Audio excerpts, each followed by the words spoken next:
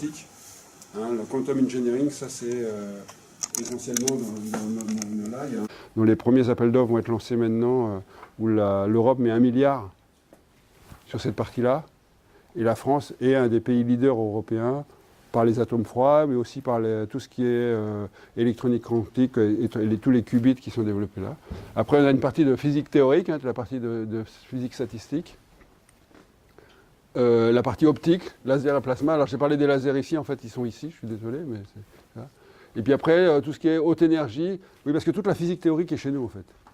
Toute la physique théorique est à l'Institut de physique, donc, y compris la physique des hautes particules, la physique des hautes énergies, hein, elle est à l'Institut de physique parce que tout ça est regroupé.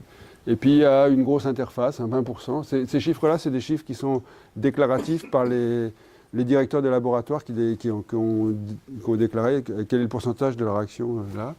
David est bien au courant puisqu'on a relancé l'enquête cette année pour avoir quelque chose de plus actualisé, pour savoir ce que faisaient les gens aussi. Donc voilà ce que je voulais dire sur l'Institut de physique. Quelques chiffres.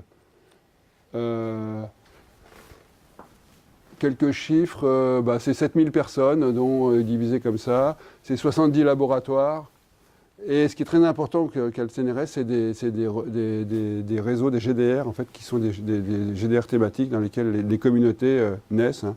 J'ai parlé d'ingénierie quantique, c'est le GDR IQFA, Information quantique du fondamental aux applications. Voilà, il anime, et tous les ans, il y a une réunion qui regroupe 500 personnes. En fait, chacun de ces GDR recoupe entre 400 et 500 personnes.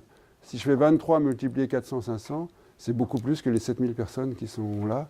C'est parce que les personnes sont dans plusieurs GDR et puis c'est complètement pluridisciplinaire, ça prend des gens dans tous les instituts.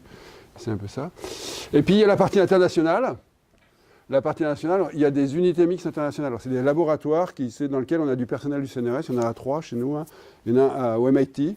On a une dizaine de personnes du CNRS qui sont au MIT sur le physique théorique et je veux dire, ils travaillent sur le béton. Maintenant, c'est du calcul multi-échelle sur les infrastructures et aussi sur le stockage de l'énergie, le stockage du gaz de schiste et des choses comme ça. Donc c'est quelque chose de très performant. Il y en a une à Moscou, l'UMI Poncelet, c'est la physique mathématique théorique, pareil. Et puis la troisième, elle est à Singapour, sur l'ingénierie quantique aussi.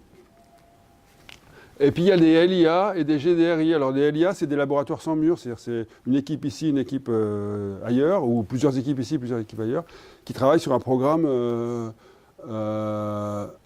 commun, mais chacun reste chez soi, et il y a un peu d'argent pour faire des voyages de l'un à l'autre. Et puis il y a des GDRI, alors c'est GDR, Research Network, mais le I c'est international.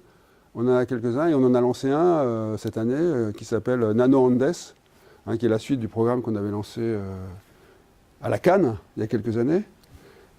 Et donc là-dessus, ce programme-là, il permet d'animer et de donner un peu d'argent pour animer la prochaine réunion. Elle est en Argentine, c'est ça? Au mois de novembre. Et donc voilà, donc ça c'est un programme qui est soutenu par le CNRS pour les 4 ans qui viennent et qui va permettre de structurer et de renforcer ça.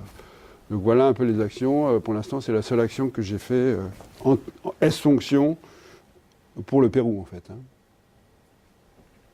Et puis voilà. Voilà ce que je voulais dire. Donc,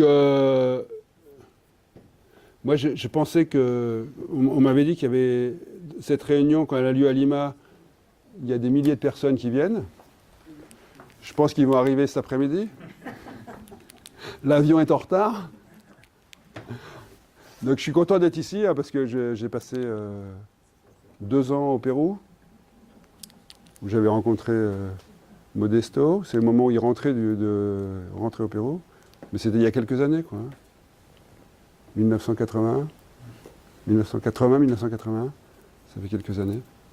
Voilà, c'est tout ce que je voulais vous dire. Et puis je suis content de voir Modesto, qui a fait le voyage exprès pour cette réunion, c'est ça?